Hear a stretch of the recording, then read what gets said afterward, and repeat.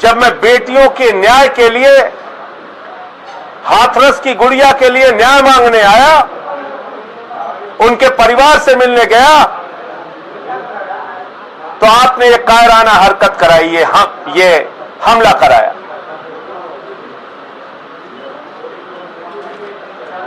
योगी जी, आप अपने आप को ठाकुर कहते हैं।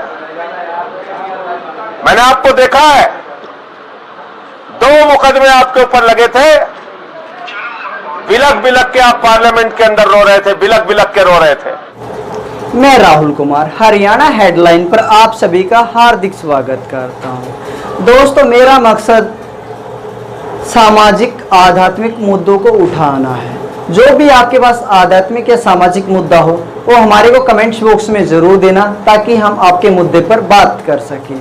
आइए जानते हैं आज का मुद्दा हमारा क्या है, उसके ऊपर हम आपसे बात करेंगे। लाइक, कमेंट व शेयर जरूर करना। अगर आप चैनल पे नए आए हो तो चैनल को सब्सक्राइब जरूर कर लेना और बेल आइकन जरूर दबा लेना, ताकि हम जो भी नई वीडियो लेके आए उसका नोटिफिकेशन आपको सबसे पहले पहुंचे। धन्यवाद दोस्तों। शुरू करें? जी सांसद जी। सभी पत्रकार बंधुओं को नमस्कार। उत्तर प्रदेश में दमन, अत्याचार, भ्रष्टाचार, छोटी छोटी बच्चियों के साथ बलात्कार की घटनाएं चरम पर पहुंच चुकी हैं और इसके खिलाफ कोई भी विपक्ष का नेता आवाज उठाने की कोशिश करता है तो योगी जी उसको मुकदमे से डराते हैं, जेल से डराते हैं, लाठी से डराते हैं, गोली से डराते हैं। मैंने पिछले 3-4 महीनों में तमाम मुद्दों को लेकर लड़ाई लड़ी। जहां जहां अन्याय हुआ, अत्याचार हुआ, आवाज उठाई। हत्या की घटनाएं हुई, बलात्कार की घटनाएं हुई तो आवाज उठाई। और मेरे खिलाफ 1 महीने में 14 मुकदमे लिख लिया। मुझे भी डराने की कोशिश की योगी जी आपने। 14 मुकदमे लिख लिया आपने। मैं आपसे नहीं डरा। आपने मेरा कार्यालय बंद करवा दिया, फिर भी मैं आपसे नहीं डरा। आपने नोटिस भेजकर मुझे गिरफ्तार करवाने की कोशिश की। मैंने ऐलानिया कहा मुझे गिरफ्तार करके जेल में डालो, मैं आपसे नहीं डरा। और आज आप, जब मैं बेटियों के न्याय के लिए, हाथरस की गुड़िया के लिए न्याय मांगने आया, उनके परिवार से मिलने गया, तो आपने ये कायराना हरकत कराई, ये हमला कराया।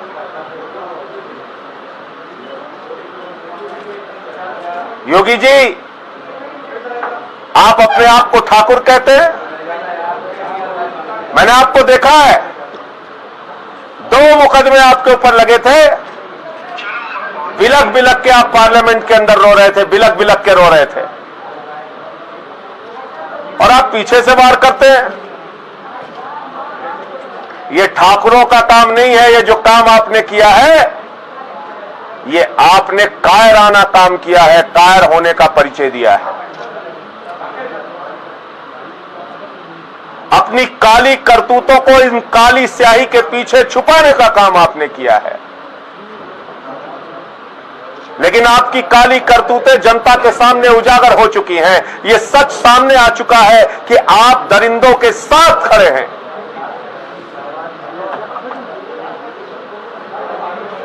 योगी जी, आपको उस गुड़िया की चीख सुनाई नहीं दी?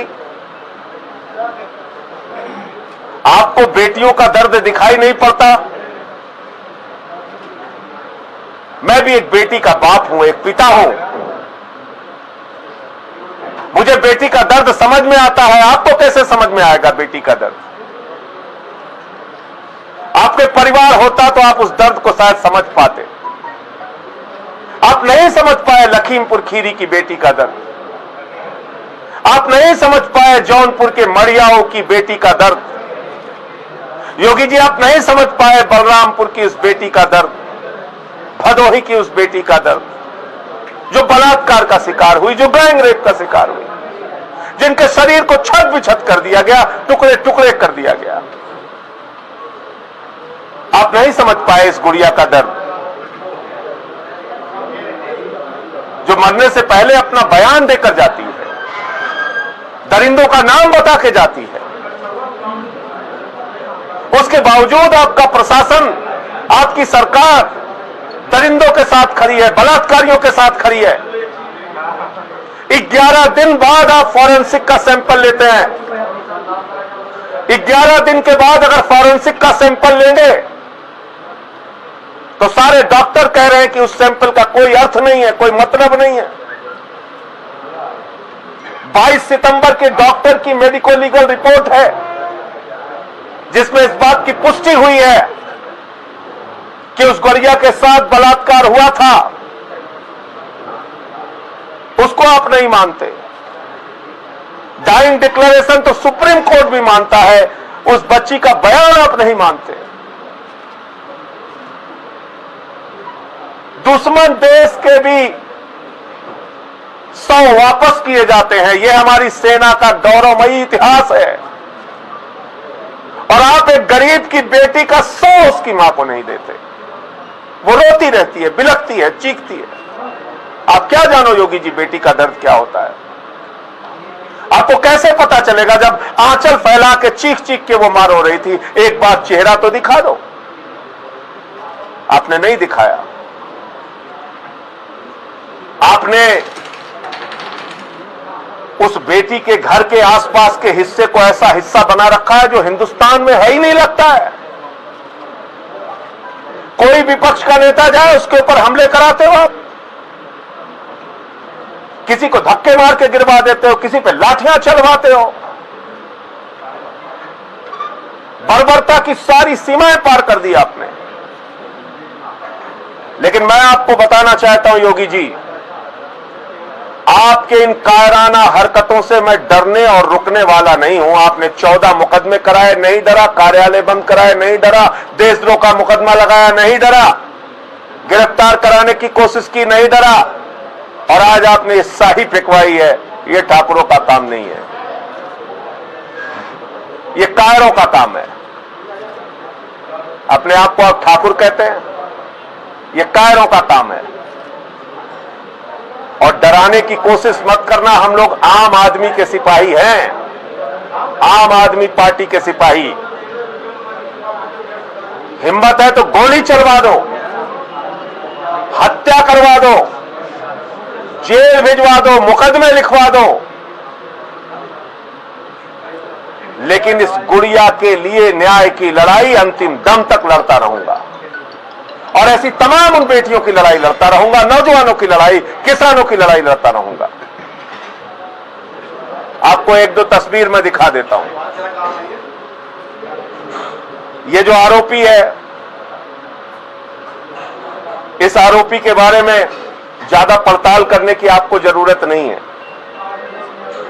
जिसने हमला किया उसकी तस्वीर उत्तर प्रदेश के ADG law and order Prashant Kumar के साथ मौजूद है। उत्तर प्रदेश का ADG law and order Prashant Kumar, उसके साथ ये दीपक शर्मा नाम का लड़का जिसने आज हमला किया। अब कुछ कहना बाकी है क्या?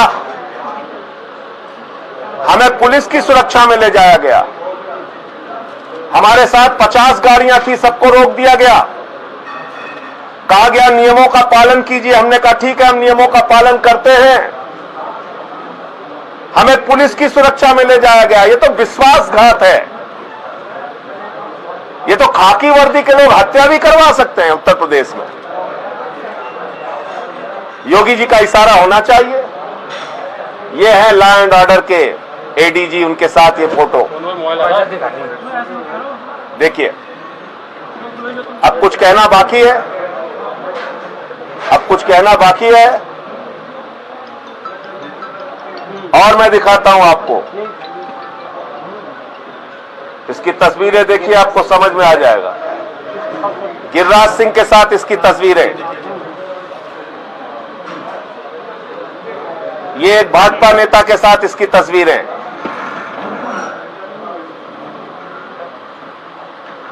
ये देखिए आप।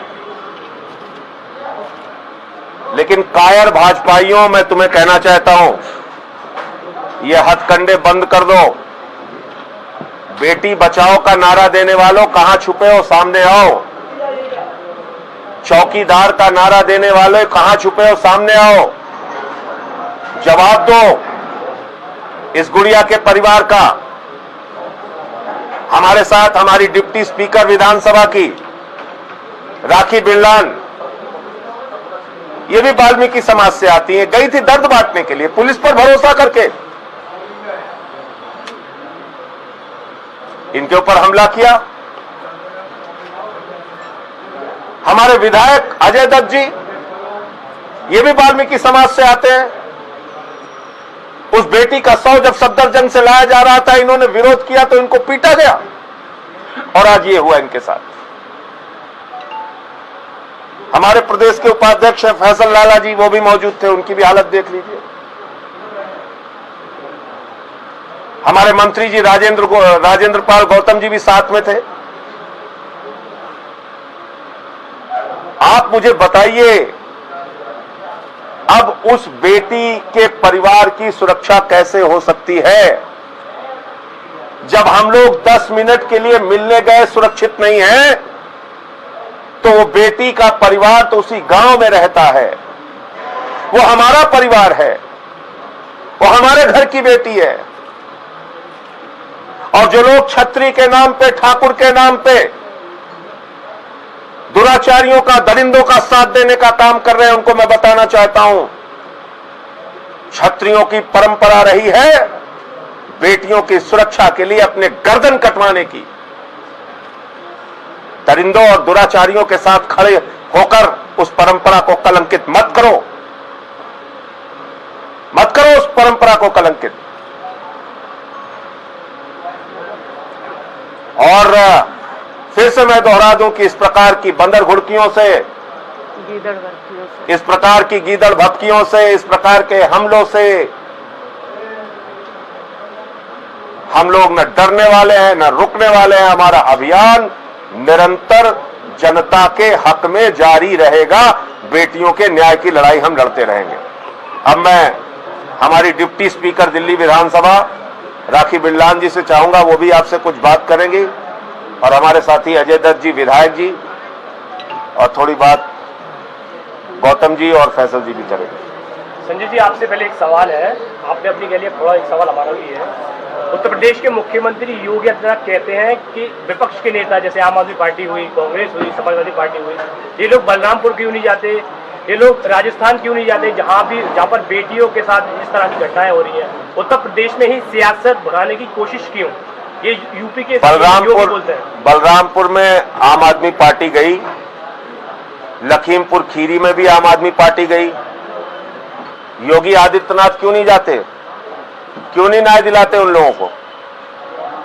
मैं जौनपुर भी गया, मढ़ियाऊ में, जहां एक दलित बेटी के साथ बलात्कार करके उसके शरीर को छत विछत कर दिया गया था। लखीमपुर खीरी भी गया और आगे भी जाऊंगा। आपको किस लिए प्रदेश की सत्ता दी गई है? दरिंदों को बचाने के लिए? इसका जवाब दो पहले। साहब, विपक्षियों पे जैसे आप बता रहे हैं, अभी बात एक बार पूरी जाने से रोका जा रहा है, अब आगे फिर आपकी क्या रणनीति रहेगी? देखिए, इसमें दो तीन, पहली बात तो उस परिवार को तुरंत वायु श्रेणी की सुरक्षा मिलनी चाहिए। इस बिटिया का केस दिल्ली या किसी दूसरे राज्य में ट्रांसफर होना चाहिए, और जो सीबीआई की इंक्वायरी है वो सुप्रीम कोर्ट के जज के अंडर में मॉनिटरिंग के साथ होनी चाहिए,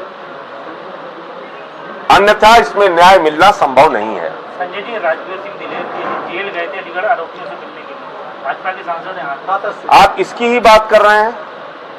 जो सरकार चिन्मयानंद के साथ खड़ी होती है, जो सरकार कुलदीप सिंह सेंगर के साथ खड़ी होती है, जो सरकार का विधायक सुरेंद्र सिंह कहता है कि उस लड़की को संस्कार सिखाना चाहिए था, और अब भाजपा का सांसद बलात्कारियों से मिलने के लिए जेल में जाता है, तो आप अंदाजा लगा सकते हैं कि न्याय कैसे मिलेगा। पूरे देश की मीडिया तो लग गई, सारे पार्टियों के नेता तो आ गए, सबने तो डिमांड उठाई, जनता भी सड़कों पर आई, बावजूद इसके योगी की अहंकारी सत्ता लोगों के दर्द और उसकी आवाज को सुनने के लिए तैयार नहीं है। इसीलिए तो मैं कह रहा हूं, सुप्रीम कोर्ट के जज की मॉनिटरिंग में इंक्वायरी हो। योगी से प्रदेश की सत्ता संभल नहीं रही है, इनको इस्तीफा दे देना चाहिए, इनको अपने पद पर रहने का अधिकार नहीं है। राहुल गांधी के साथ धक्का मुक्की हुई, प्रियंका गांधी को भी हत्या की गई, सबके साथ हुआ। मैं कह तो रहा हूं आपसे, आपके ऊपर शाही फेंकी गई। क्या लग रहा है कि विपक्ष को दबाने की पूरी तरीके जो पूरी कोशिश है, पूरी कोशिश है, हर प्रकार का हथकंडा अपनाया जा रहा है, हर तरीके से दबाया जा रहा है। न्याय पूरा हो जाने दो, न्याय एक नहीं मिनट, मिलने की स्थिति पूरे में पूरे आपकी क्या रणनीति रहेगी? आगे स्टैंड क्या रहेगा ये बताओ। न्याय नहीं मिलने हम की लोग स्थिति में आज बोलकर आए हैं, हर तरह का लीगल सपोर्ट परिवार को आम आदमी पार्टी देगी। राजेंद्र पाल गौतम जी भी हमारे अधिवक्ता हैं और हमारे चीमा जी भी, दोनों ने आश्वस्त किया है, हर तरह से हम लोग उनका सपोर्ट करेंगे। सुरक्षा के लिए हम लोग मांग कर रहे हैं, परिवार के उनको न्याय दिलाने के लिए भरसक हमारी जितनी शक्ति क्षमता है हम उनके साथ खड़े हैं। राखी।